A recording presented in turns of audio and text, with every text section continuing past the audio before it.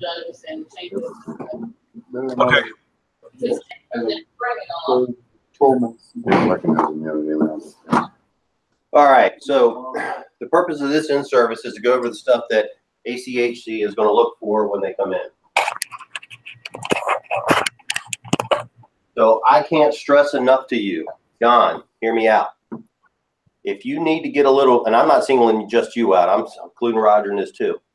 If you need to get a notebook, I suggest that you take notes right now so that when you're asked, because Jerry's going to go back out with you, you're able to regurgitate this, because I got to tell you guys, I'm getting my ass handed to me over this stuff. So is Michael. We're on a daily basis getting our asses chewed because you guys are not giving him the proper answer. So am I clear on this? If you need to take notes, take notes. Hold on, let me go grab a pen real quick. I go.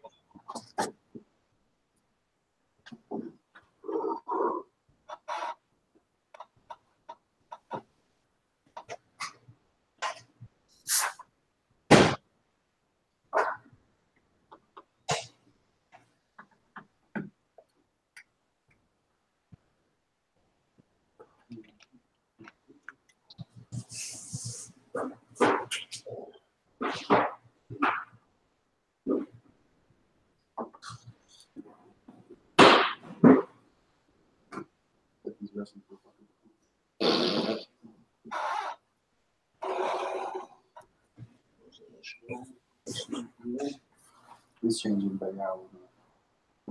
This morning I just saw it between 4 and 5. Boom. Sorry about that. I'm good. All right. To start off with, can anybody tell me how often do you change the cannula? How often do you change the tubing? 2 weeks for the cannula,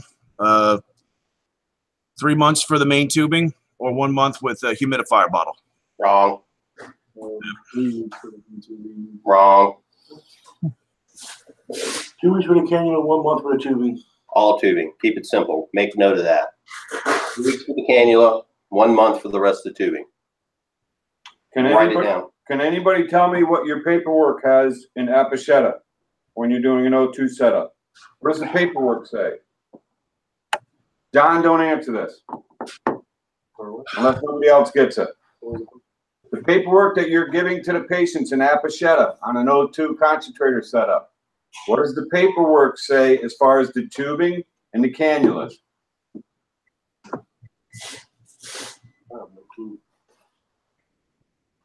All that extra paperwork we give them? Yep, all the extra paperwork that you email them or give them a copy if you got a printer on your vehicle, you print them out before you go. Do you know what the paperwork says in Apacheta? Paperwork in Apacheta says you change the cannulas. What does it say, John? Every month. It says once a month. What do we tell the patients? Every 2 weeks. So if you're going to give them the paperwork, you need to let them know, or we can make the change, that we recommend you change tubing, the cannulas every 2 weeks, unless what? It's ripped. So Unless they get sick, in case it gets yellow, in case it gets dirty, then they need to change them more often. But the longest they are to go with the cannula is every 2 weeks. Our paperwork says a month. Hey, Michael, can I interject real quick? Please. I do say, I do the 2 weeks thing, but I do like to tell the patients, especially if they're on a high liter flow, that if it's discoloration. Discoloration, or if they're sick. If they get a cold one day, they don't want to take a cannula and keep sticking in their nose the next day. They're just going to keep making themselves. Okay, I go a lot with the 2 weeks and the discoloration. And the paperwork says every 3 months on the tubing. How often for the bottle? How often do you clean a water bottle? Humidifier bottle on a concentrator. What does our paperwork say, and what do we tell them? Can I answer, or am I kind of silent on this one? Give them a second. Anybody else? Roger? Weekly. It'd be disinfected weekly. Jerry recommends that every time they empty it out and put water in it, that should be cleaned. If you're a CRS patient, they're cleaning the humidifier bottles on the compressor. They're cleaning that daily. But it must be disinfected weekly. What I'm telling you as far as 2 weeks and 1 month is exactly what came out of his mouth. So that's what we're going to go to. Change your cannulas every 2 weeks, unless they're yellowed, they're sick, they discolored, and we're going to change our tubing monthly. And the bottle, when And the bottle gets cleaned daily, and it gets disinfected once a week. You should never give somebody one humidifier bottle. You should always give them two. And while we're on that note, you need to ask them about, do you have extra tubing? You should not leave there without them having a complete set of tubing already set up and ready to go, plug and play, okay? Meaning if something happens to their current tubing, they go to that bag, they pull it out, and they just plug it up. If you don't do that, then you're screwing yourself, you're screwing your buddy, because what's going to happen is Mrs. Jones with the arthritic hands at midnight is not going to be able to get that tubing pushed together, and you're going to be taking a trip 3 hours away. I got a question. What do we clean it with and how we disinfect it? Clean what? White vinegar and water, 2 to 1. Disinfectant. And what do you mean by disinfectant? You soak it for 15 minutes in 50% white vinegar and 50% water. Okay, that's to clean it, right? That's the disinfectant. You can rinse it out with warm soapy water and rinse it out with water. No petroleum-based products. No oil on anything. Right. I mean, I know that. I know we clean the simple water. Okay. I know we clean the cups with 50% water, 50-50. white vinegar. Always use 50-50, and you can't get wrong with the white vinegar and the water. You just it used to be 1/3 or 1/2. If you just do 50-50, which is what Debbie has recommended as a stronger solution to clean, especially with the babies, then you can't go wrong. All right. So moving right along, I'm gonna try to keep this fairly tight. So we know when to change the cannulas and the tubing. We know to leave them extra tubing. When you walk in, just say for a tank delivery, you need to ask them about their tubing. How often are you changing your tubing, Mrs. Jones? Okay. And if they don't give you the right answer, you tell them, and then you change the tubing. Also, hear me out. When you go in there and you're just delivering tanks, you need to inquire and check the other equipment in the home. Okay. For example, concentrator. You're there, check it. Clean the filters, wipe it down, analyze it, make sure it's running okay. Make sure it's placed properly. If you deliver those tanks, they do not need to go within 5 feet of an electrical outlet. Not near a gas tank, not near a fireplace, not in the garage next to all the freaking jugs of oil that they've got. Question? Not in the closet with the coat. Not in the closet enclosed space. Question? Yes. Jerry went with me, and he saw the apartment that I delivered the tanks to. He noticed that the apartment was very small, where to put the tanks, and there were outlets literally just feet away from each other. But this is the only place they could put it. Well, then is that an issue? It is what it is at that point.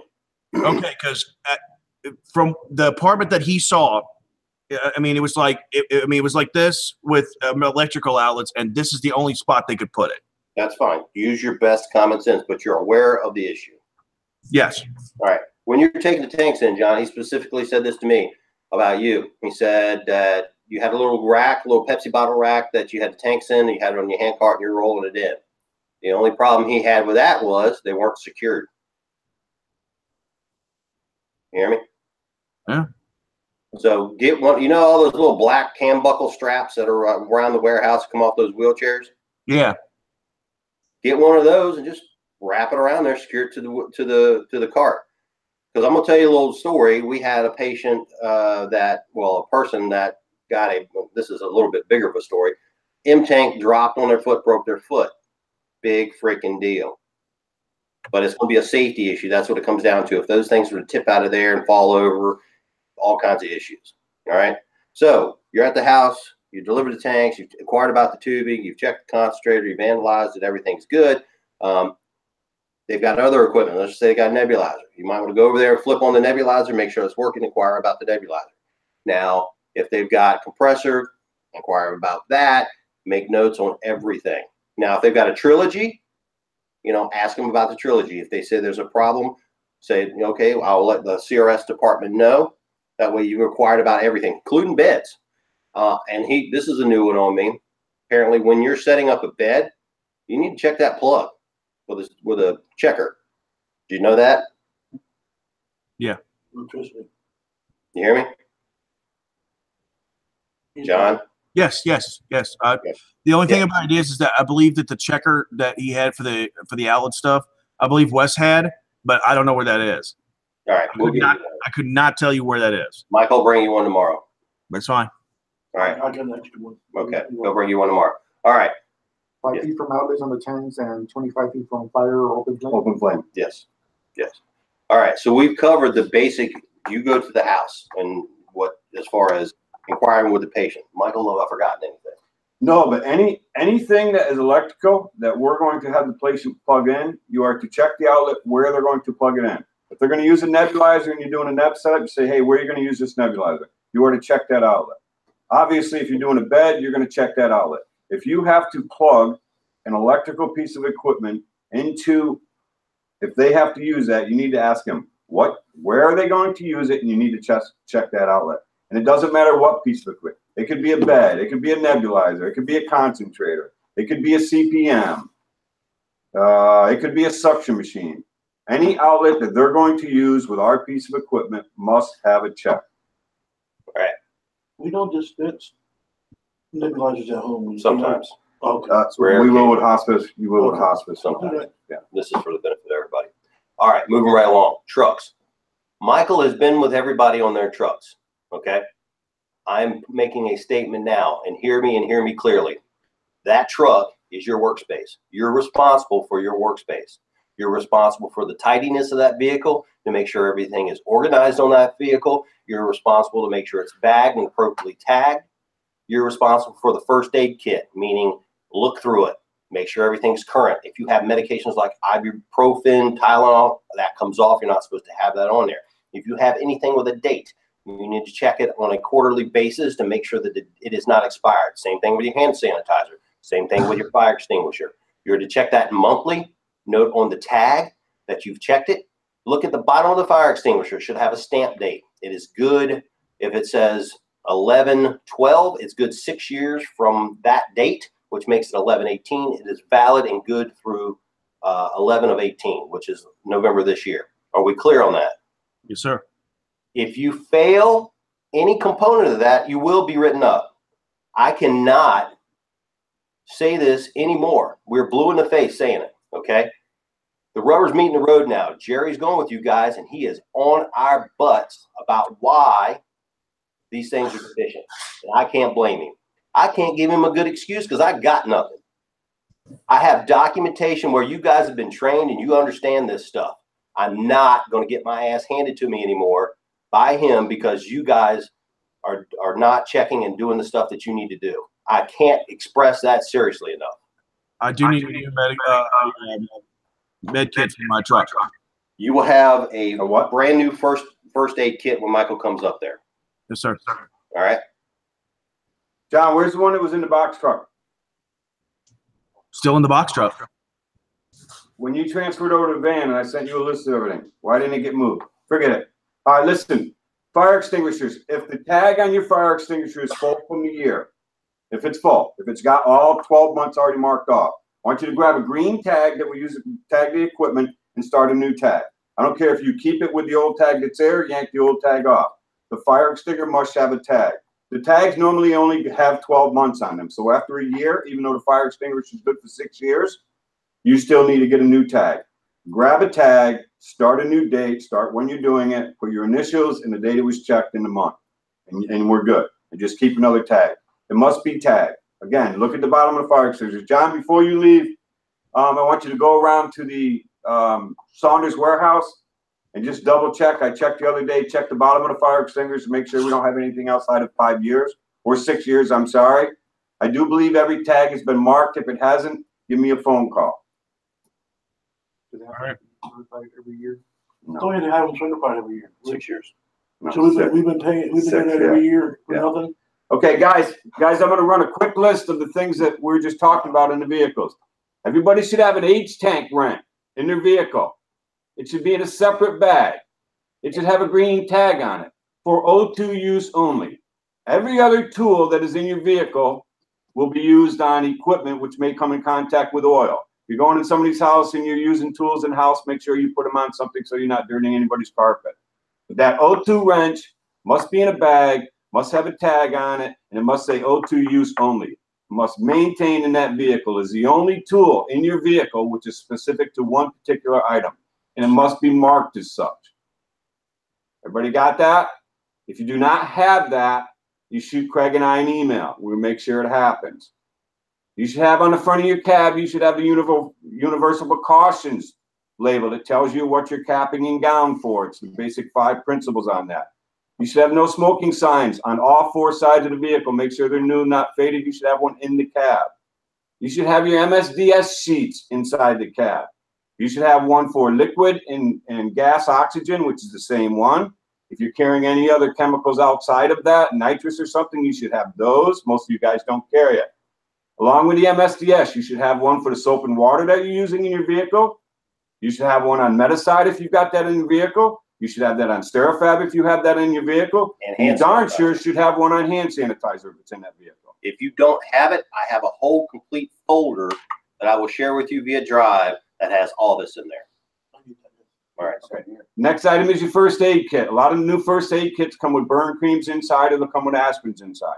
You shouldn't have any of that inside the kit. Take it out. Take it out. If you've got aspirin that you use regular, make it on your person. Don't leave it in the cab. Or if you have a bag that you take with you, put it in your bag. Keep it in your separate personal bag, but a first aid kit's got to be in there. You should have blank copies of ABNs, work orders, release liabilities, and blank work orders, financial hardship forms, all your maintenance forms that you're using for a walker, safety forms. You should have at least one of those, and you should have several blank tickets. In case the systems go out and you have to do delivery of tanks or something on the road, you have to be able to give these people paperwork. I don't want to hear I don't have the appropriate paperwork. You can pull it up if you don't know where it is. Look on the shared drive folder and go to DME, and there's a folder in there, DME general forms. I have every form you can ever dream of, in there, and make sure you have the current ABNs. I believe Seville has a one that Lucy just sent out, the other one a commercial one. All right. In the back of your vehicle, it should be cleaned. Everything should be bagged and tagged. You should have extra red tags. You should have extra green tags, and you should have some wheelchair bags. You should have some concentrator bags. You should have at least one of the big mattress cover bags. So if you go into a patient's house and you pick up equipment, you can bring it out. You need to bag it, tag it, and put it in the back of the vehicle on the dirty side. Every vehicle has a green side. Every vehicle has a red side. You should not have anything in your vehicle that is not in a bag and tag. Can you put 4 regulators in one bag and have a green tag in that? Yes. Can you put 7 O2 wrenches in a bag and put it in your? Yes. Can you have O2 tubing just in a box if it's not open, if the bags are concealed? Yes. But you shouldn't have anything in that vehicle that isn't bagged and tagged if it is open. And if it's in that vehicle, it needs to be clearly labeled what it is. If it's 50-foot tubing, the box needs to say 50-foot tubing. It needs to be an idiot-proof operation, meaning Joe Blow should be able to walk on that vehicle and look at it, and it should be readily apparent to him what everything is on there. What's good, what's bad, what particular boxes are, all that. And I'm not going to listen to any more excuses. I'm done. Yes. Jerry said every time we bring dirty equipment out, that we spray it down before we put it in the bag. Yes. You need to spray it down with Meticide before you put it in the bag. Correct. Any questions? If you're missing any of that equipment, you immediately send us an email. This is your responsibility, okay? We can't handhold anymore. Oh, PPE. I'm sorry. You should have a box in your vehicle with PPE. You should have cap, gowns, booties, the N5 or whatever it is, respirator mask, roll of paper towels or something to soak up any spills. That should all be in the PPE box. Make sure you have that. John, before you leave today, I want you to either find a PPE box with all this stuff in it, and if you don't have it, let me know. Michael will bring you one. John, over next to the desk in there's a bunch of extra PPE. You can sort through, but you should have it. You should have it from the box truck because I didn't see it in the box truck. You do. Michael's going to inspect your box before you leave. So, moving right along. That covers the majority of the trucks. Now, my hazardous materials med gas driver, Steve, is going to explain how we fill out a hazardous material sheet and all the rules associated with it because he's been DOT'd before. Take it away, Steve-O. Jesus. You have a form? Just verbalize it. I just in the morning when I load my truck, I just take account of everything I have, every size tank, and as the day goes, when I make a stop and say I deliver 5 E-tanks, I'll put on there under the column of delivered 5, and then you'll have the column where empty returned. If whatever you pick up there, you'll put them there, and as the day goes, you just make adjustments to what you use hash marks like your 1, 2, 3, 4, 5, 1, 2, 3, Correct. 4, 5. That way you can. So let me back it up a little bit from the beginning. On this hazardous material sheet, it's got some basic information. Your truck number, manifest number, the date, complete date is fine for a manifest number if you need it. There's individual sizes of tanks. You're concerned with H, M, E, C, D, B. Okay. If you have questions about what's what on there, ask. We're more than happy to explain. You'll load up. You'll put on there as full tanks, like Steve explained, how many you have. And throughout the day, you'll make adjustments. So, Steve, tell them what happens when you get pulled over and you get DOT. The DOT officer will take your manifest, go through your truck, and he'll look to see if everything correlates to what you have on your sheet and to what you have in the back of your truck. Okay. And when you return to the building, you will end your mileage and you will put on there what you have empty. And so everything should match. By the end of the day, I should be able to take that sheet, walk out there, look, see what you have full, see what you have empty, and it should match that sheet. If it doesn't, you've done it wrong. And to top it off with, you need to send these hazardous materials manifest into myself, Michael, and Amanda so that we can record them. This DOT federal officer is no joke. He will shut us down if we don't fill these out, keep them on hand, and have them on a daily basis. So when you get ready to leave, okay, let me be clear. When you get ready to leave, you're going to fill out your manifest, okay? You don't have to, when the truck's in the parking lot, you don't have to have a manifest in the window. I specifically had this conversation with the DOT inspector myself. When that truck leaves here, that manifest will be filled out and complete. It needs to live on the dashboard of your vehicle. It needs to stay with the vehicle at all times. Chris, enlighten us on that. The reason why they need to stay in the vehicle at all times, you need either on your dashboard, inside your clipboard, or on the passenger seat. Because when you're away from your vehicle doing a stop, if your vehicle somebody hits your vehicle or your vehicle catches fire for some unknown reason, when the fire department or somebody comes to that site, they can tell what's inside your vehicle. Correct. Correct. So prior to speculation, you don't have to have that in the window of your vehicle until you leave this building or you leave the premises, and it has to be correct once you do. Okay? The proper thing when you get back at night is to unload the vehicle with all your empties and everything like that. You don't have to have a manifest in the window once you're back here at the shop.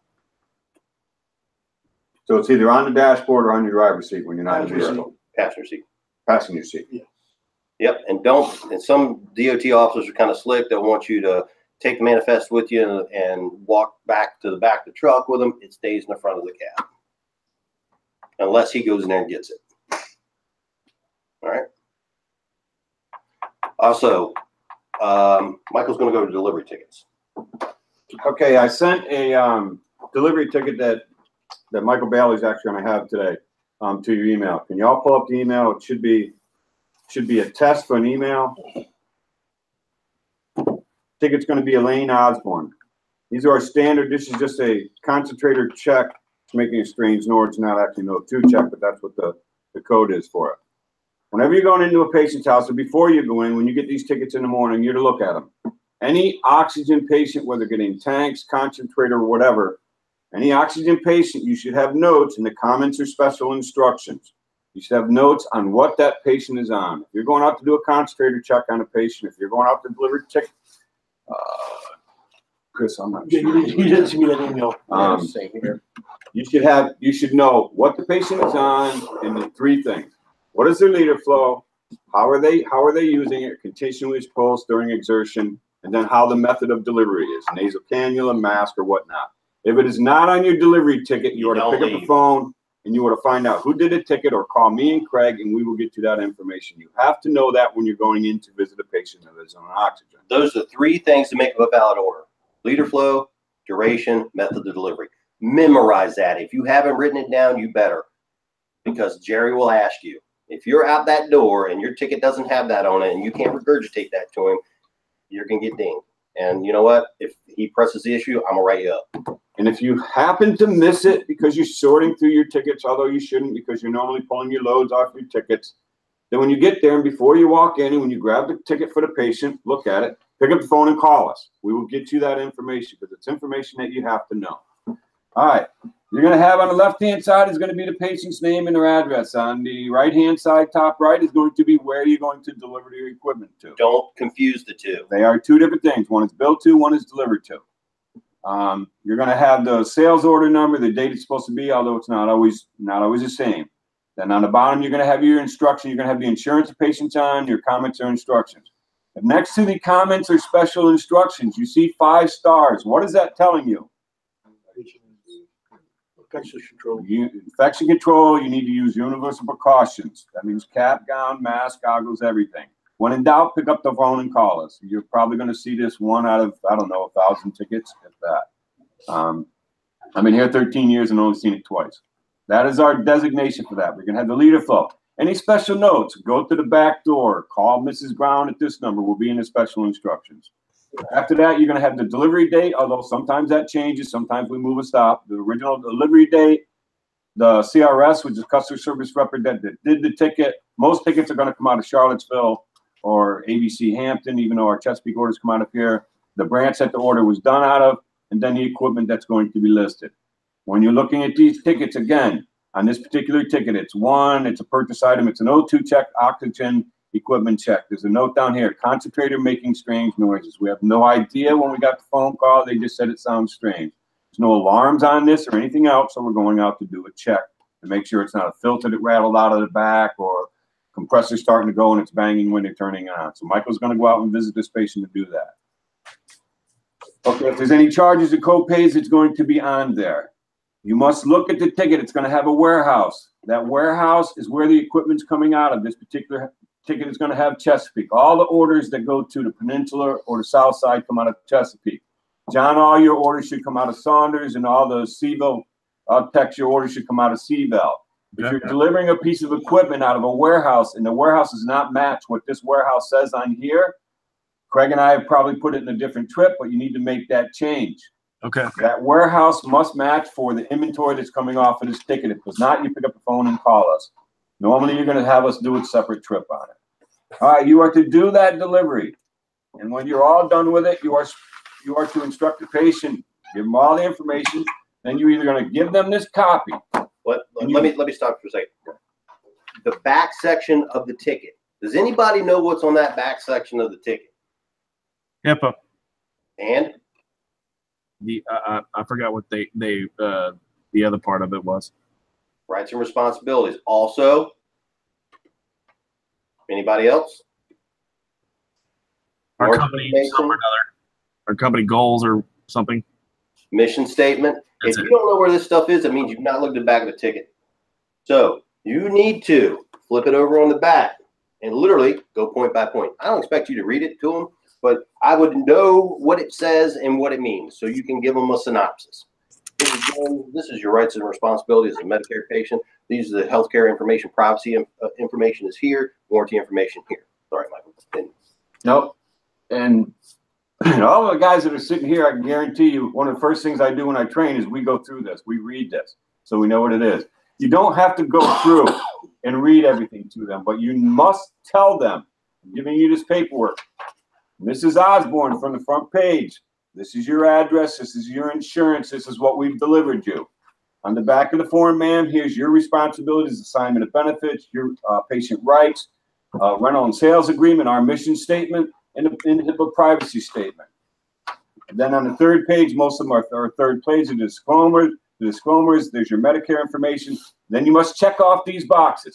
Everything that you do in that home or that you give them in that home, you must check it off. If you don't check it off, put a line through it. Explain maintenance and cleaning procedures. That should be tacked on everything you're doing except a pickup. Basic home safety assessment. Unless it's a retail patient, you're going to do the home assessment. It's going to be an Apacheta. Warranty information provided. All the equipment that you give them, like a sale of a nebulizer, the warranty information is in with the nebulizer you give them. If it's it's rental equipment, then they understand the warranty. As long as they're renting the equipment, we're going to stand by and maintain it. After the 13 months capped out, you know, or once it becomes a purchase, then it falls under they never own any piece of equipment, but after the 13 months cap period, then it falls under the manufacturer warranty. Training and safe proper use of equipment, that should be checked off. Repair policy explained. Repair policy, as long as it's rented, we will repair it at no cost. Once it's capped out, we will come out, we will do an assessment, we will figure out what parts need to be done, we can order the parts, and the insurance will cover that equipment. Just so you know, this is strictly what he's telling you is on the paper ticket. It varies a little bit in Apacheta. On Apacheta, it's a little bit different. So all the information he just went over, all these check boxes, is included in the back on the back of the paperwork that is in Apacheta. So with that being said, collect an email address. You will run into a situation where little old Mrs. Jones is 90 years old, doesn't have an email. It's understandable. She's 90. So what you need to do is never leave this office without a backup copy of the paperwork. You got to have it, because when Mrs. Jones can't understand it, she can't read your little screen that you're telling her all this stuff on. You can go over it point by point on the paper ticket. And if you give her the paper ticket, make sure you check all the boxes and do all that stuff, okay? Otherwise, if they just want an email copy, this stuff is in Apacheta. There are separate forms for standard home assessment and the other stuff. There's certain classification sales orders that you got to complete all that stuff, you know. And there's also plan of cares for concentrators where you know, select that as well if you did an oxygen setup, because all that gets dumped in there and it covers us from A to B for all this stuff that's in here. And the reason we print all these paper copies is so you can give this to the patient. You must make sure that you fill out their copy, then hand it to them. And then you can email them. If they want anything else from Apacheta, you can always email it to them, but they need to get a paper copy. You can't leave a patient's house and give them something without having them have a copy of something that they have, so they know what they've got, they know what they've required. When you have them sign, that whole view consent thing has got all this stuff on it. So if you just gloss by it, which is fine, but you better have explained it on the back of that paper ticket, all right? Because it's going to be in there. Also, while we're on tickets and before I forget, when he gets in that vehicle with you, or as just standard practice, you don't need to have a gazillion old tickets. John, I understand. I don't know this to be factual. I'm going to investigate a little further. That Jerry found a bunch of tickets that hadn't been sent in the confirmation. I don't know that they're factual or not. I'm going to look into it. But regardless, you shouldn't have old printed tickets with patient information in your vehicle or laying around the warehouse or anything like that. It's a violation of healthcare information. All right? That will get you wrote up quicker than anything, because that's a federal law and nobody plays with that. If you have any tickets in your vehicle, obviously they must be face down so nobody can walk up to your vehicle and read them. That goes without saying. The tickets that he recovered, I was completely unaware of, and I don't even know if those were either mine or those were Wes's. I had no idea they were right there beside my desk. Well, yeah, John, when you went from the box truck to the van, that became your vehicle. So you're responsible. Like I said. Oh no, not the vehicle. I'm talking about inside the warehouse. Yeah. Well, here's lesson learned. From here going forward, Shredder. This is your notice. You've been told. All right. Again, any date written on any piece of paper must be handwritten. In Apacheta, you guys handwrite them in there. They're all handwritten. They're not. You have to let the patient in Apacheta fill out the date and their signature. You cannot pre-populate that stuff for them. It is a violation. Jerry told me he observed somebody doing that, pre-filling out the paperwork for the patient. You've got to let them do it. I know sometimes it's painful to sit there and watch people sign it because little Mrs. Jones' hand is just shaking all over the place. Okay? Take that extra minute. You've got to have her sign it. You've got to have her fill it out. Any questions on the work order? I know they have to sign it themselves. The other ones have to put the date in it, or can you put the date in it? They need to put the date in. Okay. If you want to be 100% accurate and thorough, which we do. All right. I've had this multiple times where a patient just rushes you. They're like, they don't have time for you to teach them, or they already know it. When it's like a. Then you know what? Here's what you do. Okay. I write it down in the comment document. Yes, you document it, because if you don't document it and they call back in and say, "Hey, he never showed me anything," you're covered on that. Because the first thing I'm gonna do, I'm gonna go back and look at the tickets. I'm gonna look at the patient notes. There's nothing in there. I'm gonna assume you're wrong. Because I got nothing else to tell me otherwise. Yeah. Put it in the notes and put it on the safety form or the paperwork that you're doing for that piece of Why are you equipment. trying Patient refused. to be there and everything, trying to teach them and they don't really want it? Understood. That's fine. You can't make anybody sit there and listen to you. You can't, especially when it's their house. They'll just say, get out the door. All right. So that's a general overview. Jerry's going to be going back out and riding with you. Make sure that you're listening to what he has to say. Sometimes he might not say anything. If you don't know the answer, don't BS him. Say, I don't know the answer. Can you please tell me? I want to learn. I want to make sure I get this right. And I'm not kidding you. I can't stress enough. If you can't remember this stuff, get a little notebook, record it in your phone. I don't care. Tattoo it on your forehead. Doesn't matter.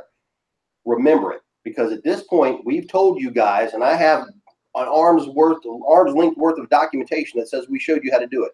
At this point, it's on you. I'm not going to make excuses anymore for anybody. It is up to you to understand and retain the information. Any questions? No. Anybody else? Michael, got anything to add? No, I do not. All right. We will get through this, okay? ACHC, I've never been inspected by them. I've been through a gazillion JCAHO inspections. They're supposed to find something. That's what you're paying them for. They're going to come in. They're going to get you on some ridiculous stuff. I get it. Jerry is out there to make you nervous, because if he makes you nervous and you get through it with him, you'll get through it with the inspector. Okay? They will ding you on stuff. But the thing is, they tell you what's wrong. They give you time to fix it. And once you fix it, you're fine. The bottom line is we're out there doing the best we can. And I guarantee you, your guys are going to be fine when this inspection comes through. This is painful now. It's supposed to be. Okay? Make sure you get it right. If you take away anything from this meeting, is that you have the information. I've given it to you. Michael's given it to you. If you feel you don't have it, you need to say something right now. Because after this, no more excuses. All right. I appreciate everybody's time. Thanks. Have a good day. Let's get rolling.